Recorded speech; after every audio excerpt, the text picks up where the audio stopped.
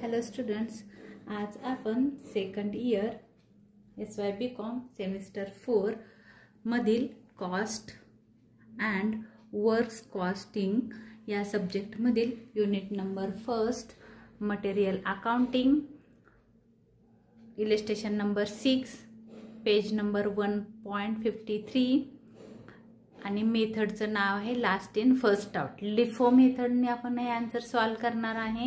ह्याच्यामध्ये जी इन्फॉर्मेशन दिलेली आहे ते मी सर्वात प्रथम रीड करून सांगते तुम्हाला.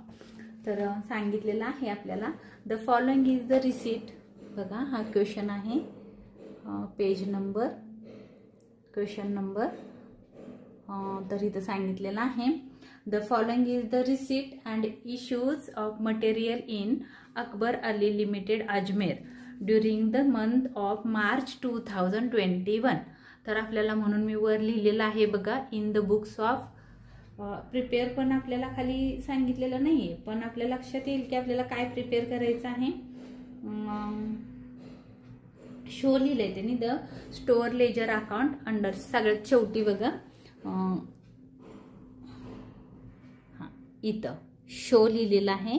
Show the store ledger account under last in first out LIFO method. म्हणून आपण स्टोअर लेजर अकाउंट प्रिपेअर करणार आहे. Store ledger account of material. आता मटेरियलचं नाव नाही दिलं कुठलं मटेरियल आहे, म्हणून आपण नुसतं मटेरियल लिहिलं. In the books of Akbar Ali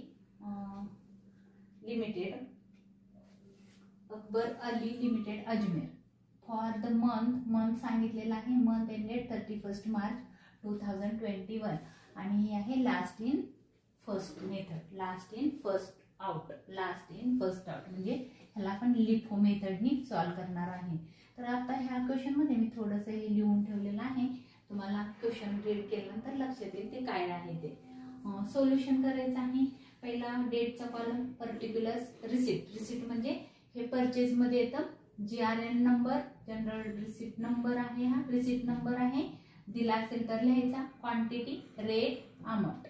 issues म्हणजे आपण दिला कोणाला तरी इश्यू केलं, गेला आपल्याकडून गुड्स, परचेस केला की येतो, इश्यू केला की जातो, मग बॅलन्स किती राहिला बघायचा आहे. इश्यूज मध्ये MRN नंबर म्हणजे रिसिट नंबर आहे. क्वांटिटी किती आपण दिली, रेट किती होता, अमाऊंट किती आहे हे आपल्याला इथं लिहायचं आहे. त्याच्यानंतर बॅलन्स किती राहिला, क्वांटिटी किती होती, रेट किती होता, अमाऊंट किती होती आणि रिमार्क्स पुढे द्यायचे आहेत. आन्सर लिहिताना आपल्याला डेट नुसार इथं व्यवस्थित सॉल्व करायचं आहे. डेट चुकली की तुमचं आन्सर रॉंग येऊ शकतं. तर क्वेश्चन मध्ये सगळ्यात पहिला ओपनिंग स्टॉक दिलेला आहे 2000 units at the rate of 46 per unit. 1 March तुम्ही इथं लिहू शकता किंवा नुसतं 1 लिहिलं तरी चालेल. असं 1 लिहिलं तरी चालेल, काही प्रॉब्लेम नाही. किंवा तुम्ही 1 मार्च लिहिलं तरी चालेल. ओपनिंग स्टॉक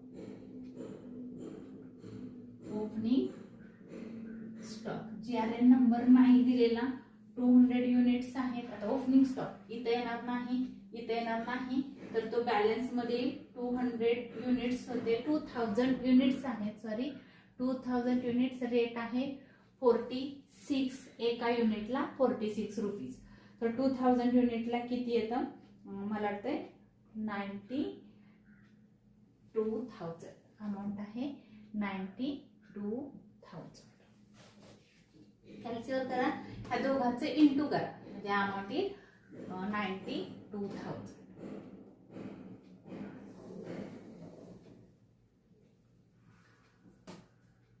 इथं लाईन मारायला विसरू नका.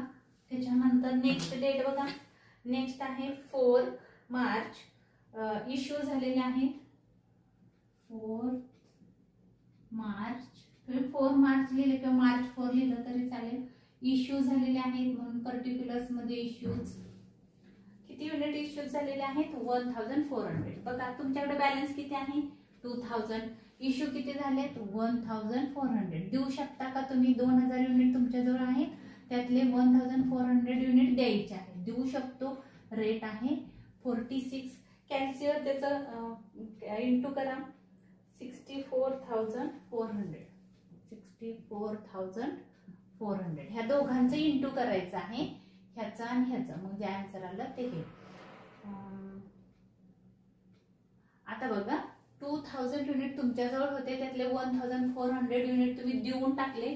तुमच्याकडे राहिले किती? 2000 मायनस असं येईल आन्सर. 2000 मायनस 1400 बॅलन्स राहिला 600 युनिट. किती राहिला इथं बॅलन्स? 600 युनिट. रेट आहे 46. दोघांचे इंटू करून बघा किती येते. 600 इंटू 46 27,600. 27,600 एवढा बॅलन्स राहिलेला आहे. इश्यू केलं, बॅलन्स राहिला. आता आपण इथे एक लाईन ड्रॉ करू. त्याच्यानंतर बघा 4 मार्च नंतर कोणती डेट आहे? 4 मार्च नंतरची डेट आहे 6 मार्च. 6 मार्च काय झालं बघा? 6 मार्चला परचेज केलेले आहे. परचेज लिहायचं. क्वांटिटी युनिट आहे 3500 युनिट. रेट आहे 45 पर युनिट. एका युनिटला 45 रुपये. 45 युनिट. या दोघांचं मल्टिप्लाय करा. 1,57,500. 1,57,500. कॅल्सीवर करायचं आहे तुम्हाला. कॅल्सी अलाउड आहे. 1,47,500. आता बघा तुमच्याकडे हे 600 युनिट पण आहेत आणि हे 3,500 युनिट पण आहेत. पहिला हा घ्यायचा. किती युनिट शिल्लक होते? 600. रेट किती होता? 46. अमाऊंट किती होती? 27,600. पण हे पण खरेदी केलं. हा पहिला शिल्लक स्टॉक होता, अजून हा आला खरेदी केल्यामुळं. किती होता? 3,500. रेट होता 45. अमाऊंट आहे 1,57,500. मग आपल्याला इथं एक लाईन ड्रॉ करा. नेक्स्ट डेट बघा किती आहे? 6 नंतर ची तारीख. नेक्स्ट 8 मार्च. काय झालं बघा? 8 मार्चला त्यांनी इथं सांगितलंय condemned due to deteriorations in quantity and hence transfer to scrap 300 units. काय झालं? स्क्रॅपला म्हणजे काय झालेलं आहे? डिटेरियोरेशन्स म्हणजे काय झालेलं आहे? त्याची काहीतरी खराब झालेलं आहे किंवा ते असं झालं की विकण्याच्या लायकीचं नाहीये, म्हणून त्याला आपण स्क्रॅपमध्ये काढलं, भंगारमध्ये काढलं. मग आता आपल्याकडून भंगारला गेलं तर ते काय होणार आहे? आपल्याकडून जाणार आहे. गेलंय ते, आलंय का? नाही. किती 100 युनिट्स आहेत 8 डेटला? 300 युनिट्स आपण काय केलं? काढून टाकले. आता इथून द्यायचं ते लास्ट इन फर्स्ट मेथड आहे, म्हणून इश्यू. इथं काय लिहू थांबा एक मिनिट.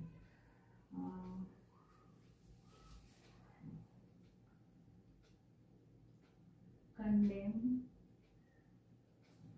जे सांगितले तेच यावर इथं दिलेलं आहे. Condemn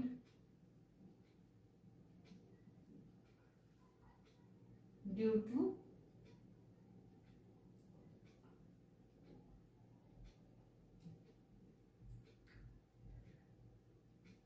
deterioration.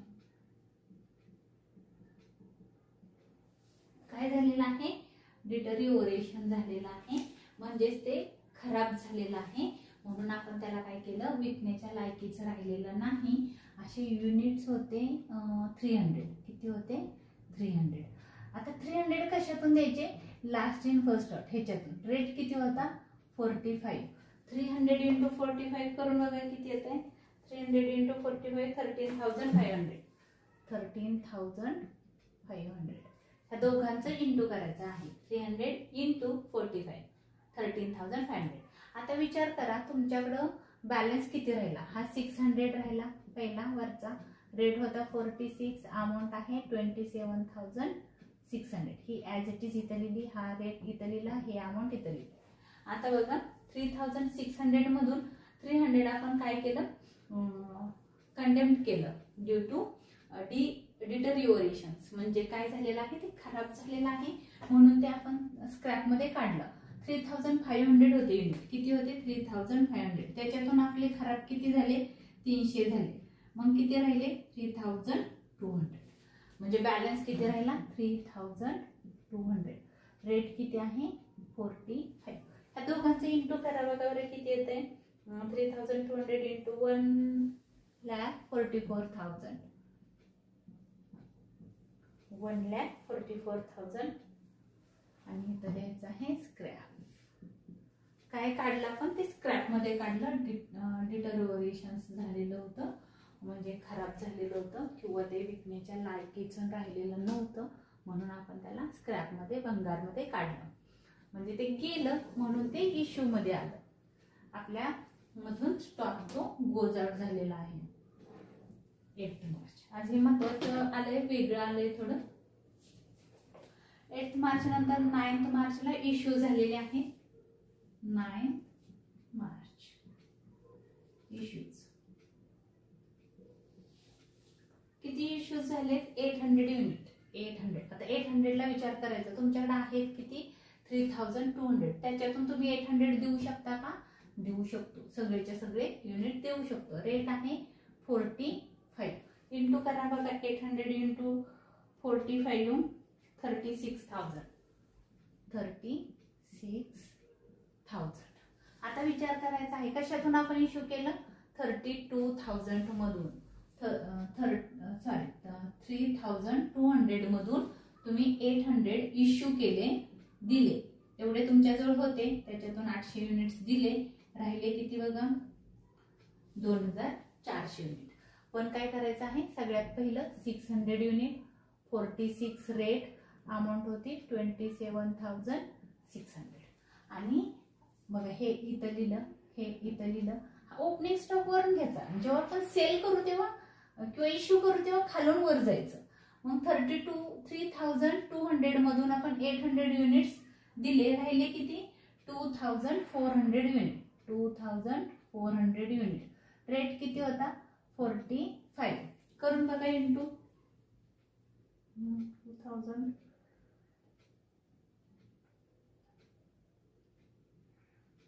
1,08,000. 1,08,000. 1,08,000. सोपा क्वेश्चन आहे. फक्त 8 ची डेट थोडीशी ऍडजस्टमेंट थोडी तुम्हाला वेगळी सांगितलेली आहे. 9 मार्च झालं. त्याच्यानंतर आहे 9 नंतर 14 मार्च. 14 मार्चला इश्यू झालेला आहे. Issues 2100 unit. बघायचं खालून जायचं वर. इश्यू म्हणलं की 2400 युनिट आपल्याजवळ आहेत आणि त्यांनी सांगितलेलं आहे 2100 युनिट आम्हाला द्या. देऊन टाका. तुमच्याजवळ आहेत किती? 2400. दिले किती? देऊ शकता का? 2100 देऊ शकता. म्हणून सगळेच्या सगळे अमाऊंट मी इथं लिहिली. बॅलन्स रेट किती होता? 45. इंटू करा बघा. 21 इंटू 45 94,500. 94,500. ह्या दोघांचं काय केलं आपण? इंटू केले. ह्याचं आणि ह्याचं इंटू केल्यानंतर ही अमाऊंट येते 94,500. आता विचार करायचा बॅलन्स किती राहिला. पहिला हा वरचा बॅलन्स घ्यायचा. 600 युनिट्स. रेट होता 46. अमाऊंट होती 27,600. आता ह्याच्यातून बघा 22,400 मधून 2,100 गेले. किती राहिले बघा? 300. 2,400 मायनस 2,100 अमाऊंट राहिली 3 युनिट राहिले 300. म्हणजे किती शिल्लक राहिले? बॅलन्स 300. रेट होता 45. 300 इंटू 45 करून बघा. 13,500. 13,500.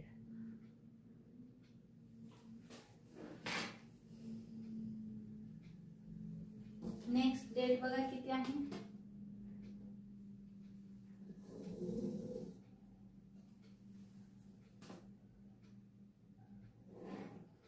14 मार्च नंतर आहे 17 मार्च, 17 मार्च. काय झालं बघा, 17 मार्चला परचेज झालेले आहेत 2000 युनिट.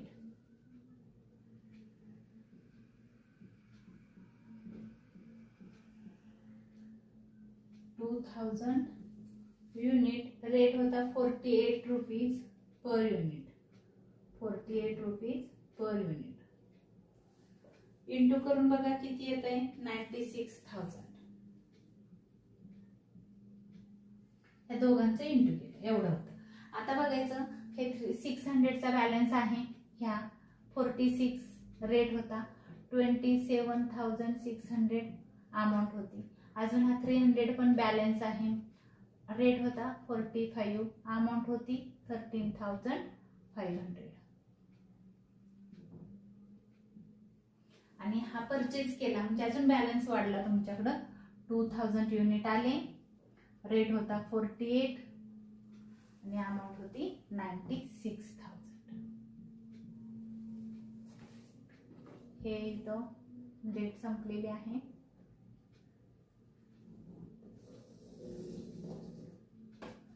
नेक्स्ट डेट बघा किती आहे, 17 मार्च नंतर आहे 20 मार्च इश्यू केलेला आहे. इश्यूज आता विचार करायचा, इश्यूज केलं की काय, 1200. आता बघा तुमच्याकडे आहेत किती युनिट, 2000 युनिट आहेत. तुम्हाला द्यायचे किती, 1200 युनिट इश्यू केलेले आहेत. बघा इथे लिहिलंय इश्यू 1200 युनिट. आहेत किती, 2000 युनिट. तुमच्याकडे 2000 युनिट आहेत, तुम्हाला द्यायचे किती, 1000 युनिट. देऊ शकता का, देऊ शकतो आपण. किती इश्यू केलेत, 1200 युनिट. रेट किती येणार आहे, 48. अमाऊंट कॅल्क्युलेट करा 57,600. कॅल्क्युलेट करायचं आहे, ह्या दोघांचं इंटू केल्यानंतर हे. आता बघायचं बॅलन्स किती राहिला. तर बॅलन्स बघताना वरून खाली यायचं, इश्यू करताना खालून वर जायचं आणि बॅलन्स बघताना इथून यायचं. तर 600 युनिट, रेट होता 46, अमाऊंट होती 27,600. बॅलन्स होता हा 300, रेट होता 45, अमाऊंट होती 13,500. नंतर 2000 होते, पण 2000 मधून आपण 1200 दिले, राहिले किती युनिट बघा, 800 युनिट रिमेनिंग आहे. म्हणजे बॅलन्स किती राहिला, 800 युनिट. रेट होता 48 रुपीज पर युनिट, अमाऊंट आहे 38,400.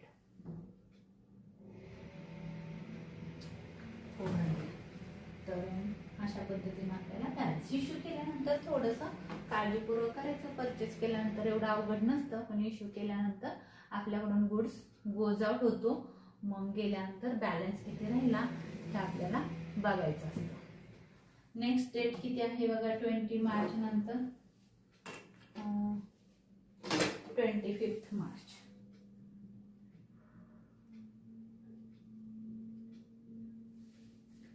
इश्यूज झालेले 25 मार्चला परचेज झालेले आहेत, नंतर इथे मी परचेज किती युनिट परचेज झालेत, 1800 युनिट्स. रेट आहे त्याचा 47, 1800 इंटू 47, 84,600. 84,600 ह्या दोघांचं काय करायचं आहे, इंटू करायचं आहे, म्हणजे मग तुम्हाला हे आन्सर मिळेल. ह्या दोघांचं इंटू केल्यानंतर हे आन्सर मिळेल. आता बघा बॅलन्स किती होता, हा 600 वरचा, रेट होता 46, अमाऊंट होती 27,600.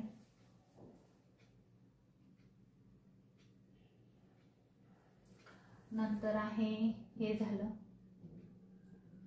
आता हा बॅलन्स 300, रेट होता 45, 13,500. नंतर हा 800 युनिट, रेट होता 48, अमाऊंट होती 38,400. आणि हे परचेस केल्यामुळे अजून बॅलन्स वाढला 1800. रेट होता 47. अमाऊंट आहे 84,600. एवढा बॅलन्स होता. डेट संपलेली आहे.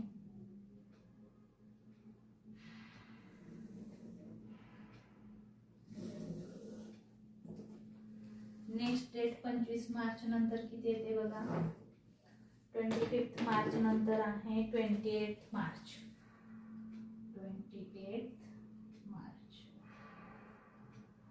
28 मार्चला काय झालेलं आहे, इश्यू झालेले आहेत 2800 युनिट. आता विचार करायचा आहे आपल्याकडं युनिट किती आहे 1800 हे आपल्याजवळ युनिट आहे. इश्यू झालेले आहेत.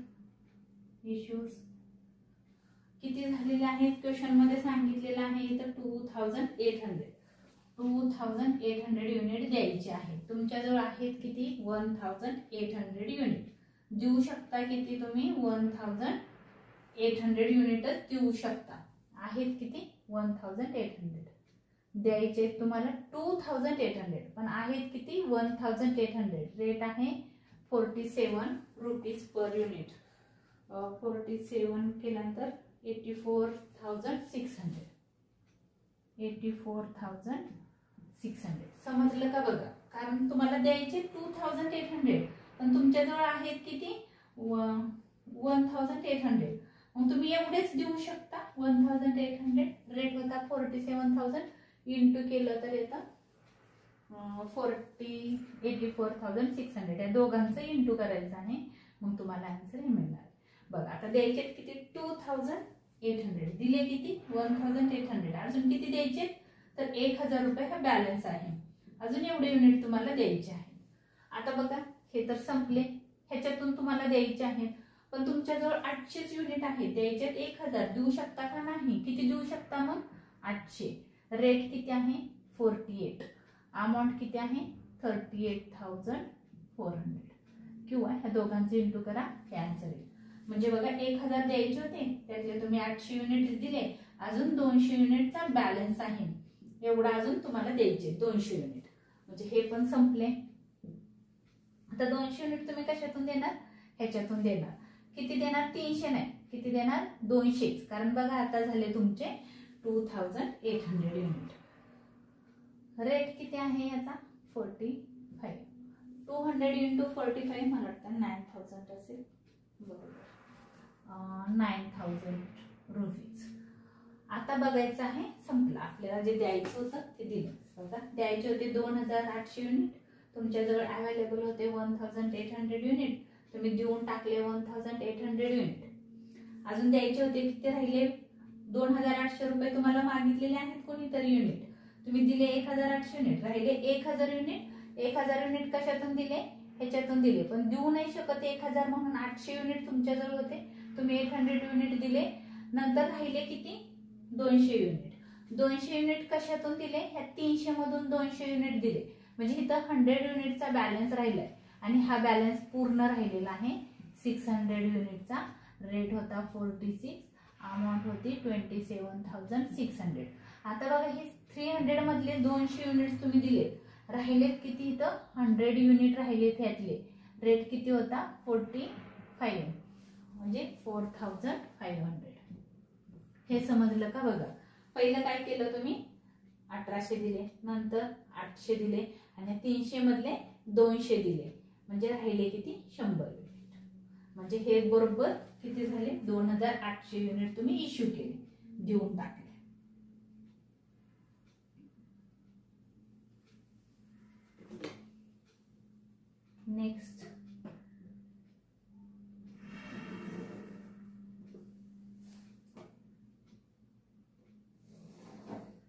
नेक्स्ट आहे 31 मार्च.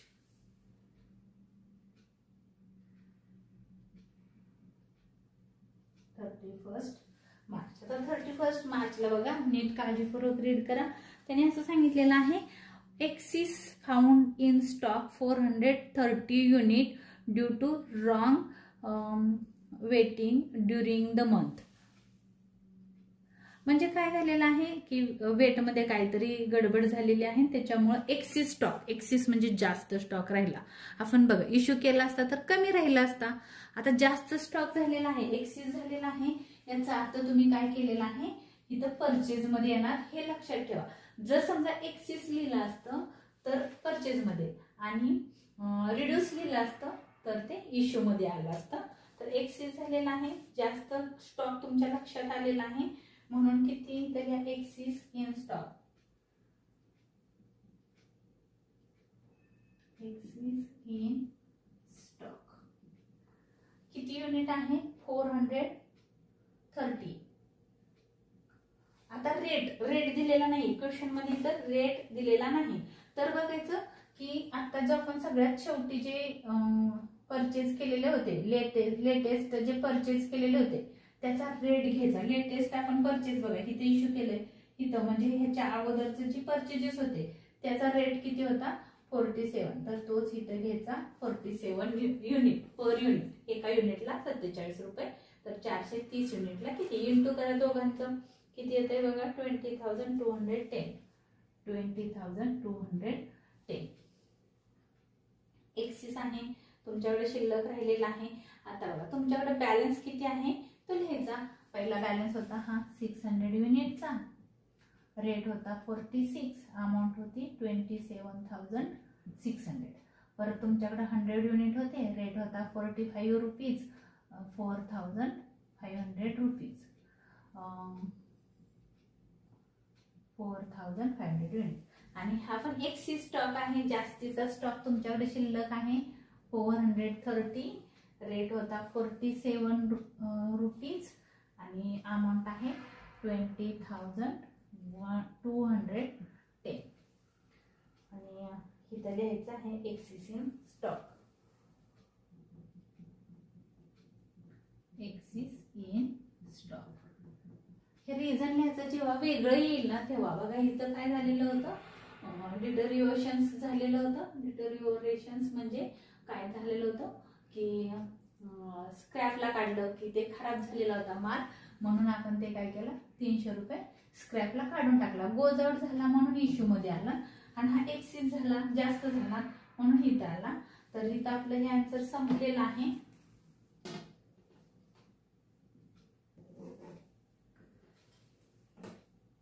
ह्याच्यामध्ये जर तुम्हाला काही डाऊट असेल तर मला कमेंटमध्ये सांगा.